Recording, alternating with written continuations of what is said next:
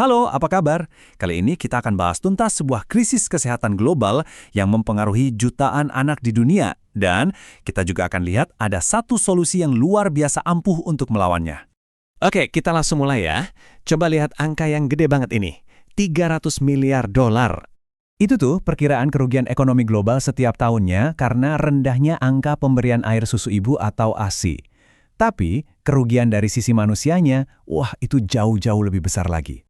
Nah, ini membawa kita ke bagian pertama, di mana kita akan coba bedah masalah inti di balik kerugian yang sangat besar ini. Masalah ini namanya stunting. Dan ini, ya bukan cuma soal tinggi badan loh. Stunting ini bisa dibilang kayak pencuri potensi manusia. Dampaknya itu permanen, bener-bener bisa merusak perkembangan otak dan tubuh untuk selamanya. Nah, yang menarik di sini adalah gimana krisis yang tadinya kelihatan personal ini ternyata bisa jadi krisis nasional. Jadi kalau potensi satu anak saja terhambat, potensi seluruh negara juga bisa kena imbasnya.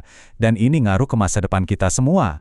Dan ini bukan masalah sepele loh. Di awal tahun 90-an, negara kayak Peru itu menghadapi angka stunting yang parah banget. Bayangin, hampir 4 dari 10 anak kena dampaknya.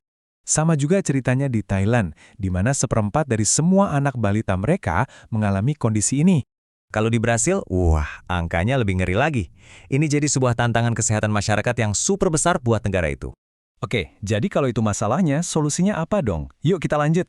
Ternyata solusinya itu sederhana banget tapi kuatnya luar biasa. Badan-badan kesehatan dunia seperti WHO dan UNICEF itu udah satu suara. Standar emas untuk nutrisi bayi, ya air susu ibu. Ini adalah fondasi kehidupan. Manfaatnya itu benar-benar luar biasa. Dan buat dua pihak loh. Buat si bayi, ASI itu seperti perisai pertama melawan infeksi dan jadi fondasi untuk perkembangan otaknya. Nah, buat ibunya, menyusui itu secara signifikan bisa menurunkan risiko penyakit mematikan seperti kanker payudara. Jadi ini benar-benar paket komplit penyelamat nyawa. Nah, ini nih yang jadi pertanyaan penting. Kalau solusinya seefektif itu, kok kayaknya susah banget ya diterapkan? Jarak antara teori sama praktiknya itu jauh banget. Dan alasannya ternyata cukup rumit. Jadi, intinya gini, rekomendasinya sih simpel, tapi kenyataan yang dihadapi seorang ibu itu penuh dengan tantangan. Mulai dari tempat kerja yang nggak mendukung, sampai tekanan dari keluarga terdekat. Dan riset juga menunjukkan tantangan-tantangan ini, terutama kurangnya dukungan di kantor dan lingkungan sekitar, itu jadi alasan utama kenapa banyak ibu berhenti menyusui lebih awal dari yang seharusnya. Nah, semua rintangan tadi itu ada dampaknya langsung. Coba deh kita lihat angka ini. Angka ini menunjukkan hubungan yang jelas banget. Pas para ibu ini nemuin hambatan, kesehatan anak-anak mereka langsung jadi taruhannya. Tapi bukan berarti masalah ini nggak bisa diselesaikan ya, sama sekali nggak.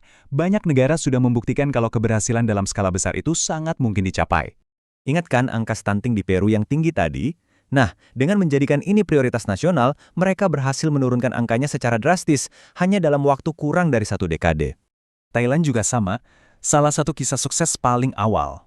Mereka menunjukkan kalau usaha yang konsisten itu hasilnya bisa luar biasa untuk jangka panjang. Dan Brasil ini lebih hebat lagi.